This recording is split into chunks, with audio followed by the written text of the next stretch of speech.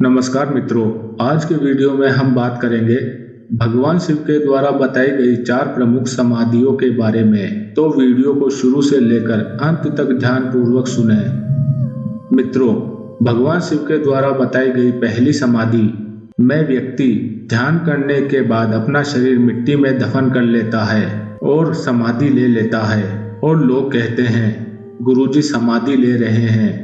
भगवान शिव बताते हैं कि जो मनुष्य प्रथम अवस्था में समाधि लेता है उसकी कुंडली जागृत हो जाती है, समाधि की अवस्था को भी प्राप्त कर लेता है, शरीर छोड़ना भी जान जाता है, लेकिन संसार से मोह नहीं छूटता।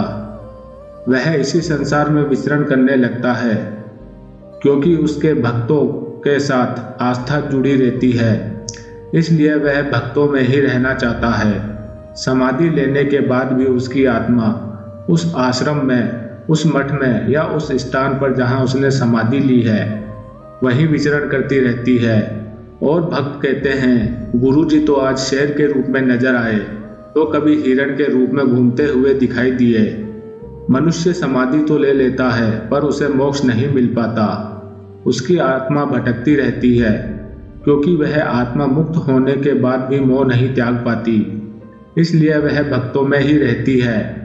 वह अलग अलग रूपों में प्रकट होकर लोगों में अपनी मौजूदगी महसूस करवाती है, अपनी उपस्थिति व्यक्त करती है कि मैं हूँ। दूसरे प्रकार की समाधि के बारे में भगवान शिव बताते हैं कि मनुष्य समाधि लेने के बाद भी मुक्त नहीं होता है, वह इस संसार में रहता है, लेकिन वह समाधि के बाद कई प्रकार के लोकों में विचरण करता है, जैसे पाताल लोक, स्वर्ग लोक, भूत लोक। वह इन लोकों की यात्रा करता रहता है और भगवान शिव बताते हैं कि वह विष्णु लोक, ब्रह्म लोक, शिव लोक में घूमता है और बड़ा ही आश्चर्यचकित होकर प्रसन्न होता है और उसे इसी में आनंद आने लगता है और वह उसी सुख को आनंद समझने लगता है। तीसरे प्रकार की समाधि में जब मनुष्य निकलता है तो वह देवताओं की श्रेणी में आ जाता है। जिस प्रकार लोग देवताओं की साधना करते हैं तो देवताओं के दर्शन पाते हैं। फिर जिस आदमी ने समाधि ली है, जो भक्त उसकी साधना करते हैं, उसके नाम की आराधना करते हैं, उसके मंत्र का जाप करते हैं, उसका आवाहन करते हैं, तब वह प्रकट होता है। तो यह दैवीय नकल की समाधि है।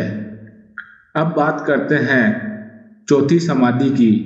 इस समाधि में मनुष्य को मोक्ष की प्राप्ति होती है और यह समाधि बहुत ही कम लोग प्राप्त कर पाते हैं, क्योंकि सनातन धर्म के अनुसार मनुष्य बचपन से ही सुनता आया है कि शरीर को जला देने के बाद ही आत्मा मुक्त होती है, अन्यथा नहीं। तो जो मनुष्य समाधि ले लेता है तो शरीर जलाया नहीं जाता, दफनाया जाता है, जमीन में गाड़ दिया जाता है, जलाया नहीं जाता, इसलिए आत्मा मुक्त नहीं होती है। तो चौथे प्रकार की जो समाधि लेते हैं वह किसी से नहीं कहते कि मैं समाधि ले रहा हूँ, वह जीते जी मृत्यु प्राप्त कर लेते हैं और लोग समझते हैं कि वह मर गया है और उसके शरीर को जला देते हैं। जला देने के बाद वह समाधि अवस्था वाला मनुष्य जान लेता है कि अब मेरा शरीर मिट गया है, मेरे मोह खत्म हो गए हैं। फिर वह मोक्ष का अधिकारी बचता है क्योंकि वह कोई इच्छा नहीं करके समाधि लेता है। तो जो मनुष्य कोई इच्छा न करके समाधि लेता है, स्वयं के अनुरूप शरीर छोड़ता है, वही मोक्ष को प्राप्त होता है। तो इस तरह की समाधियां ली जाती है। समझने वाली बात यह है कि आप किस तरह के गुरु को मानते हैं, आपके गुरु ने किस प्रकार की समाधि ली है। अब यह चुनाव आप लोगों का ही है।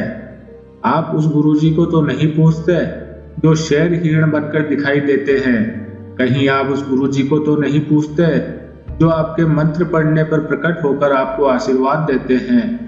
भगवान शिव का इशारा इस तरफ है कि आप किसी देवी देवताओं के चक्कर में ना पड़े, किसी गुरु के चक्कर में ना पड़े। निराकार ईश्वर है, आप उसी के चक्कर में पड़े। साधु लोगों में, संत लोगों में एक विचित्र धारणा प्रकट हो चुकी है। मैं नहीं जानता कि लोगों की क्या सोच है, लेकिन मैं अपनी सोच के अनुसार बताता हूँ। जिस तरह साधु लोग सोचते हैं कि हम गुरु बन जाते हैं और अपना प्रचार करते हैं और अपना गुरु मंत्र बनाएंगे, ओम ह्रीम क्लीम, कुछ भी अपना एक तरह का मंत्र बना लेंगे, क्यों शास्त्रों से अलग हटकर, क्योंकि जब वह मंत्र बनाएंगे तो वह मंत्र उनका होगा, भाव उनकी आत्मा से जुड़ेगा।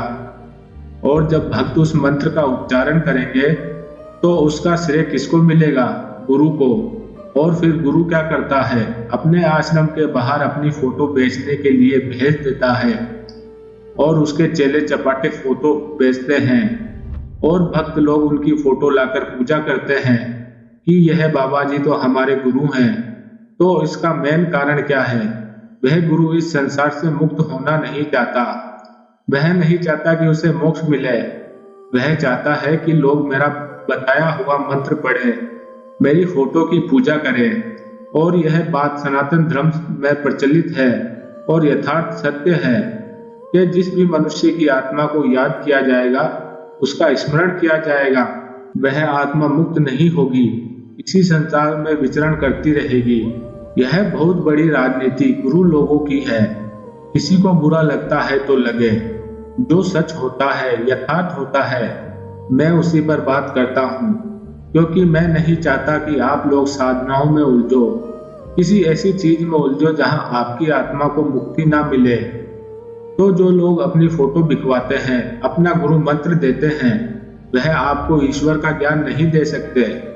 ऐसे लोग साधनाएं दे सकते हैं लेकिन आपको मोक्ष नहीं दे सकते।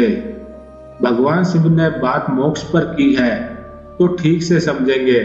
तो भगवान कहते हैं, चांद है तो चांद को देखो, मेरी उंगली मत पकड़ो, तुम मेरे पीछे भी मत पड़ो, उस निराकार ईश्वर के पीछे पड़ो जिसका मैं तुम्हें ज्ञान दे रहा हूँ। तो भगवान शिव को अपना गुरु मानकर यदि आप उस निराकार ईश्वर को पकड़ते हैं तो आप मोक्ष के अधिकारी बनते हैं। और यदि आप चमत्कारों में रहते हैं तो आपकी मर्जी।